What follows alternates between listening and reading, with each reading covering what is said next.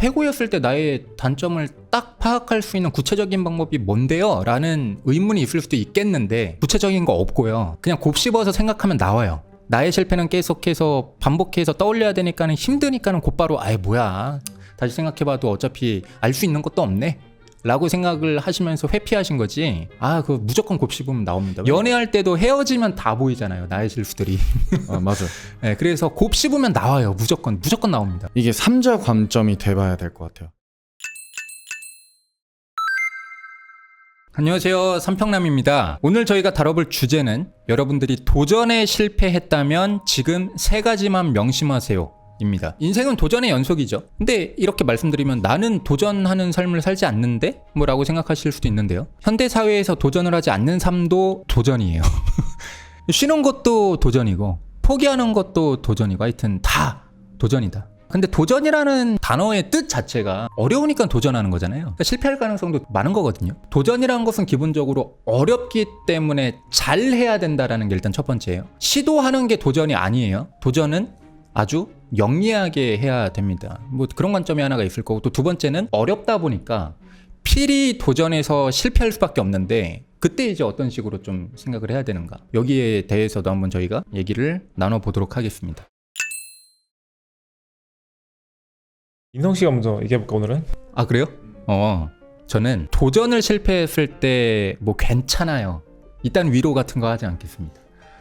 다음에 도전할 때 어떻게 하면 성공할 수 있는가에 대해서 그 법칙을 알려드릴게요. 모든 도전은 이 단계를 거치면 다 성공할 수밖에 없거든요. 모든 건 기초공사가 제일 중요한 거예요. 그리고 세부적인 보완과 발전을 거치면서 레이어를 겹겹이 쌓아가면서 실행을 하다 보면은 결국에 남들과 압도적인 차이를 만드는 거거든요. 입시 공부, 수능 공부와 비유해서 이거를 딱 짤 수가 있겠더라고요. 도전 무조건 성공하는 6단계를 제가 발표를 한번 해보겠습니다.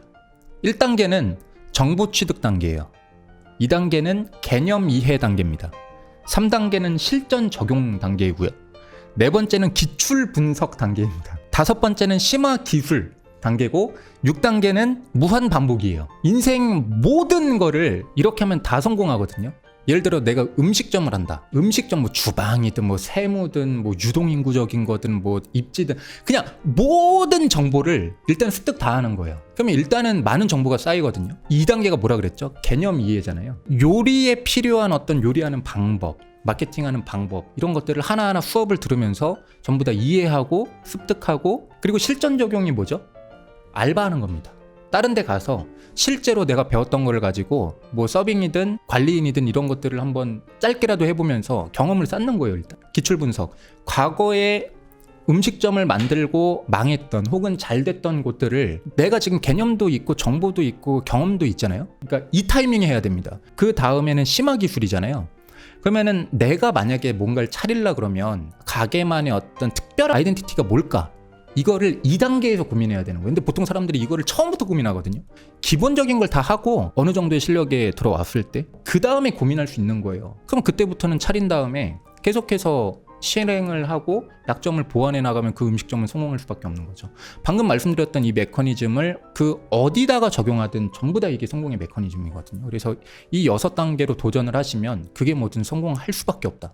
되게 좋은 인사이트였던 것 같아요. 제가 일전에 창업을 했었을 때도 처음부터 뭔가 다른 거를 취하려고 했었던 거예요. 뭔가 다른 정보를 습득하는 것보다. 근데 그렇게 해서 좀 또 실패를 많이 했었던 것 같다는 생각이 들었어요. 이 정보를 좀 많이 습득을 하고 그거를 진짜 실질적으로 해보면서 본인만의 것을 찾아가고 본인의 이제 아이덴티티를 또 만들어 나간다. 그게 말씀하셨던 것처럼 그 성공으로 가는 그 방향이 맞는 것 같다는 생각이 들어요. 요즘 사람들이 너무 섣불리 시도해요. 뭐 유튜브 시도하면 싹 다 성공할 줄 알지. 그리고 사업 시도하면 성공할 줄 알죠. 근데 옛날에는 사업을 하더라도 내가 어떤 특정 기업에 들어가서 10년 동안 일을 하면서 이 잔뼈 굵게 다 경험을 하고 인맥 쌓은 다음에 그 분야에서 사업을 하는 게 보통이었거든요. 왜냐면 정보가 없잖아요. 그 당시는 뭐 유튜브가 있는 것도 아니고. 근데 요즘은 유튜브에서 개나 소나 뭔가 얘기하고 뭔가 쉬워 보이잖아요. 그래서 아무런 내공 없이 바로 시도하거든요.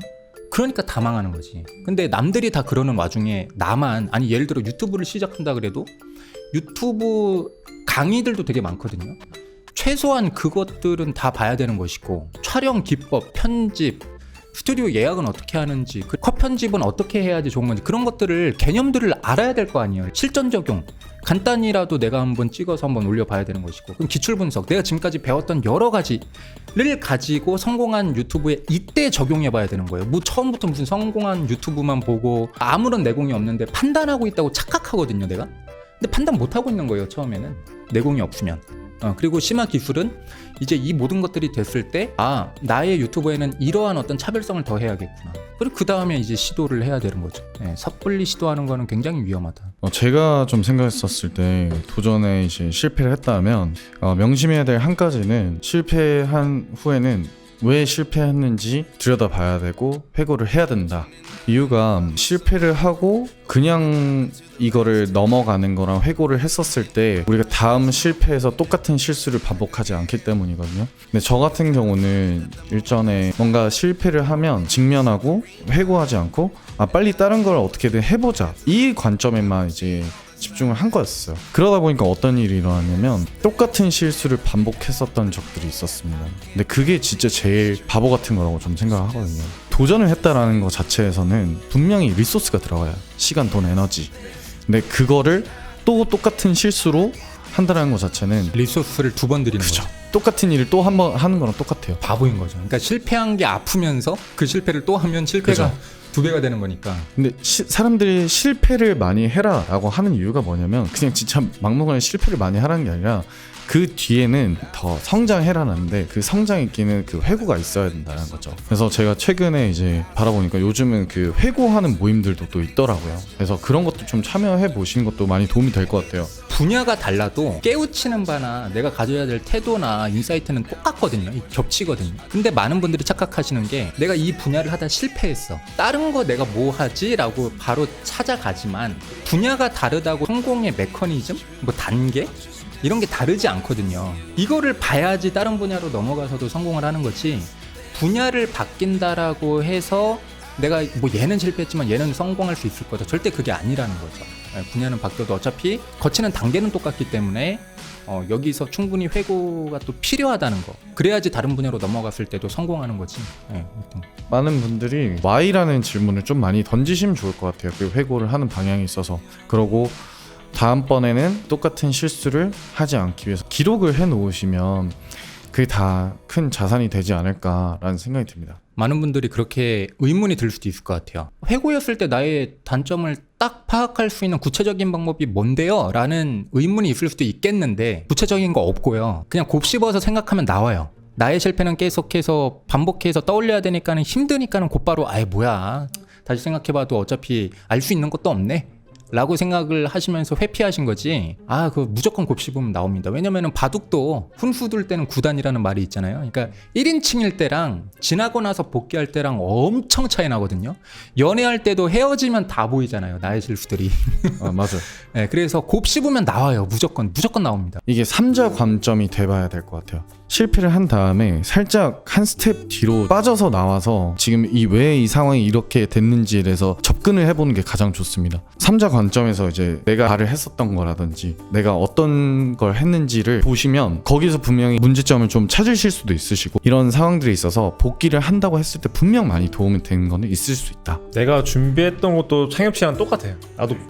나는 복귀라고 생각하거든. 인성 씨 말대로 처음부터 준비를 잘해서 하면 베스트긴 한데, 사실은 모든 걸 준비하기 쉽지 않지. 나조차도 커피에 대한 경험이 많지만, 커피에 대한 경험이 많다고 해서 커피를 창업하는 A부터 Z까지에 대한 경험이 또 있진 않거든. 예를 들어 내 커피 회사에 있을 때 그 분점을 준비할 때 옆에서 이제 같이 봐오긴 했지만, 이게 내 거를 준비하는 것도 다르더라, 완전히. 보통 첫 술에 배부르긴 쉽진 않아. 그래서 나는 실패를 한번 봐야지, 그 실패한 1부터 100까지 중에 내가 뭐가 취약했던지, 아니면 1부터 100까지 중에 분명히 최우선순위로 중요한 것들이 있어. 특정 그런 것들을 보완을 해야겠다는 생각이 딱 들어야지, 상처가 나봐야 더 굳은 살을 베기듯이 그걸 더 유심히 보게 돼. 그냥 알고 하는 거랑 그거를 진짜 미친 듯한 디테일로 그걸 보완하는 건 또 다르거든. 나는 뼈저리게 늦게 왔는 생각해. 나 같은 경우는 그래서 내가 카페를 하지만 반의 성공과 반의 실패라고 해. 왜냐면 아무런 준비 없이 한 것 치고는 생각보다는 잘 되고 있고, 근데 이제 한 3바퀴 3년차 3바퀴 굴러보니까 너무 장단점이 너무 보이는 거지. 처음에 했으면 이렇게 할걸, 저렇게 할걸, 처음부터 기획을 하고 들어갔으면 뭐 프로모션부터 이렇게 해서 포지셔닝을 이렇게 할걸, 지금은 어떻게 보면 약간은 좀 흘러가는 대로 포지션이 된 거지 처음에. 그래서 어떻게 보면 그 복귀를 철저하게 함으로써 복귀를 할 때 다시 한번 이론적인 걸 보고 준비를 보면 더 보여 내게. 그러게 중요한 거. 연애도 똑같은 것 같아. 나도 연애를 했을 때 그냥 이상하게 연애를 어느 순간 3개월마다 계속 헤어지는 거야. 왜일까? 한 세 번째 때 딱 생각해봐서 처음엔 내가 문제가 아닌 줄 알았는데 세 번째 다 비슷한 이유로 헤어지는 거 보니까 아 이건 나한테도 문제가 있겠구나. 그래서 복귀를 하기 시작했어. 그때 연애도. 그때부터 나를 좋아해주는 사람보다 나를 좋아하는 사람을 만나야 내가 더 진심으로 임할 수 있구나 연애에 대해서. 그래서 그 다음부터는 나를 좋아해주는 사람 만나진 않았어. 상대방이 예의가 아니더라고. 그렇듯이 복귀를 하고 좀 생각을 하고 그 다음에 뭔가 선택을 액션을 취하면 좋은 결과를 나타내는 것 같아 내 생각에. 저는 도전 실패라는 단어 자체가 없어져야 된다고 생각합니다. 도전 실패 없어요. 그냥 시도와 흘러가는 흐름과 진행과 발전만 있을 뿐이지 실패는 없지 않나? 포기하지 않으면 실패는 없지. 네. 도전 실패는 없어요. 실패한 다음에 잘 되면 성공이잖아요. 나만 삶의 의지를 가지고 살아간다면 실패로 끝나는 건 없어요. 중간에 죽지 않는 한 네, 실패는 없다라는 마인드로. 난 실패를 긍정적으로 받아들였으면 좋겠어. 맞아요. 첫 술에 배불러 네. 성공한다? 그럼 오히려 실패하지 않는 걸 무서워해야 돼. 오늘의 내용이 도움이 되었다면 구독과 좋아요 그리고 댓글 알람 설정까지 해주시면 감사하겠습니다. 행복한 하루 되십시오. 감사합니다. 감사합니다.